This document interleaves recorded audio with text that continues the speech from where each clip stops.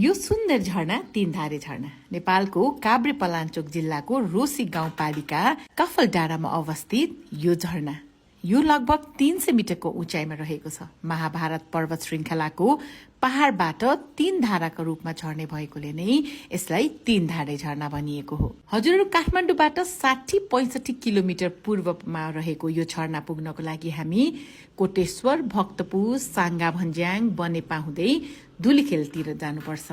धुलीखेलबाट भने हामी दाहिने मोडिएर बीपी राजमार्गको यात्रा गर्छौं र केही बेर पछि नै काभ्रे भन्ज्याङ पुगिन्छ र त्यहाँ रहेको मदन भण्डारीको प्रतिमा भएको ठाउँबाट बीपी राजमार्गलाई छोडेर हामी दाहिनेतिर मोडिन्छौं र केही बेरमै हामी नमोबुद्ध पुग्छौं र त्यहाँबाट हामी ऐतिहासिक गाउँ, एकदमै सुन्दर गाउँ दाप्चा हेर्दै हामी अगाडि बढ्छौं। अब दाप्चाबाट भने कच्ची बाटो सुरु हुन्छ। त्यहाँबाट हामी रोसी खोला पुग्यौं भने हजुरहरू यदि पैदल यात्रा गर्दै हुनुहुन्छ भने या पब्लिक भेहिकल युज गर्नु भएको छ भने चाहिँ रोसी खोलासम्म मात्रै पुगिन्छ। त्यसपछि भने माथिको यो बाटो ठाडो 3-3.5-4 घण्टाको बाटो भने हामीले पैदल यात्रा गर्नुपर्छ भने बाइकमा जानुहुन्छ भने करिब अरू आधा 40 मिनट चाहिँ हामीले आधा घण्टा या 40 मिनट चाहिँ हामीले अर्को एकदमै चिप्लो र अप्ठ्यारो बाटो तय गर्नुपर्ने हुन्छ। यो बाटोमा निकै अप्ठ्यारो भए चिप्लो भए तापनि बाटोभरि रमाइलो गाउँहरू हुँदै हामी माथि उक्लुनुपर्छ। त्यसपछि आउँछ तीनधारे होमस्टे।